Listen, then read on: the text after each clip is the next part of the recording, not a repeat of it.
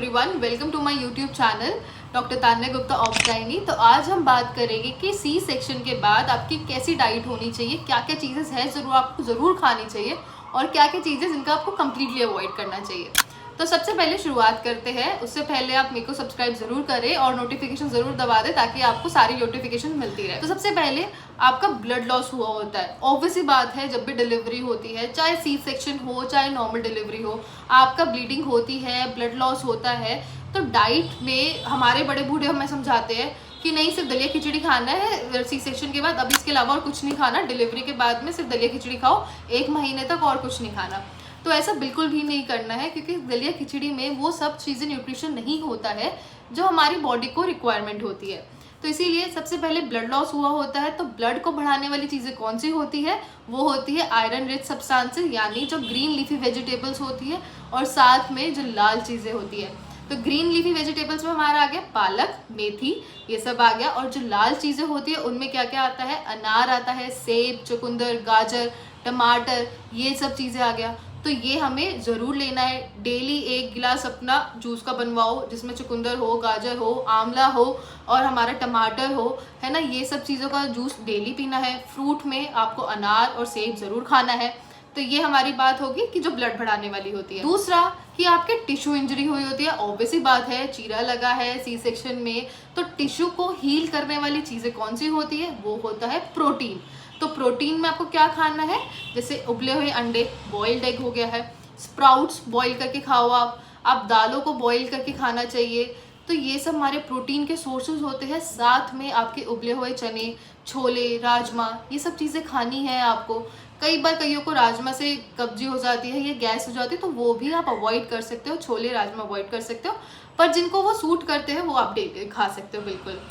इसके बाद में हमें कॉन्स्टिपेशन काफ़ी कंप्लेंट होता है कि सीजेरियन सेक्शन के बाद में कॉन्स्टिपेशन बहुत हो रहा है मैम, हमें पेट साफ नहीं हो रहा है अच्छे से, हम स्ट्रेन नहीं करना चाहते। तो ऑब्वियस ही बात है, आपको सी सेक्शन के बाद स्ट्रेनिंग नहीं करनी है। अगर आपको कॉन्स्टिपेशन हो रहा है तो उसके लिए आपको फाइबर रिच डाइट लेनी है।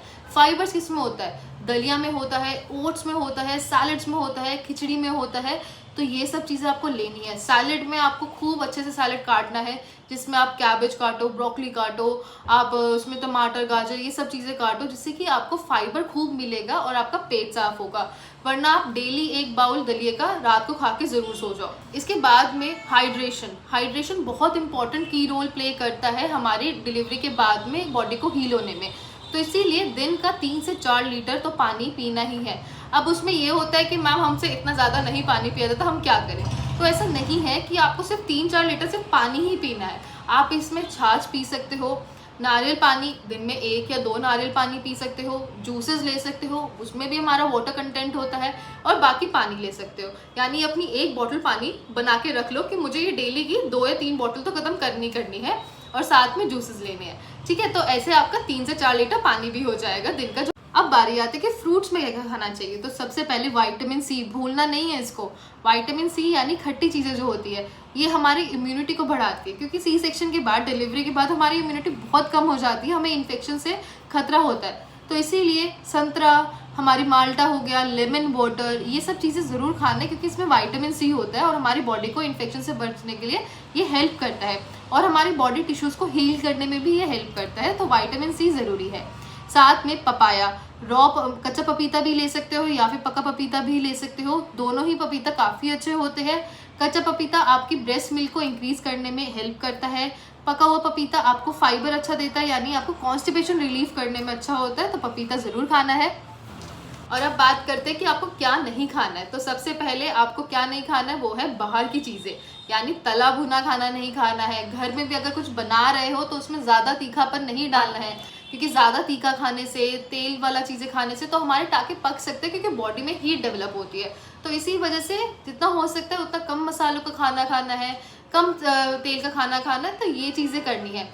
इसके बाद में चाय, कॉफ़ी, ये सब चीज़ों को अवॉइड करना है, क्योंकि चाय कॉफ़ी क्या करती है, हमारे स्ट्रेस को बढ़ाती है, हमें नींद कम लाती है, और हमें सोना अच्छी चीज़ होती है, क्योंकि डिलीवरी के बाद में जितना आप अच्छे से नींद लेते हो, ऑब्वियसली बात है बच्चे के साथ नहीं सोया जाता है, पर कोई बात नहीं, कोशिश करो कि दिन 6-7 घंटे की नींद आपको मिले। जितना आपको अच्छी नींद होगी उतना ब्रेस्ट मिल्क भी अच्छा बनेगा, रिकवरी भी अच्छी होगी, आप टेंशन फ्री भी रहोगे, स्ट्रेस। तो ये जो चीज़ें होती है ये हमारी पूरी डाइट होती है जो सी सेक्शन के बाद आपको ज़रूर लेनी चाहिए। अगर आपको ये वीडियो अच्छा लगा तो लाइक ज़रूर करें और सब्सक्राइब ज़रूर करें ताकि आपको वीडियोस मेरी मिलती रहे। और जो मुझे इंस्टाग्राम पे फॉलो करते हैं उनको पता ही है कि मैं सारे उनके डाउट्स क्लियर करती हूँ।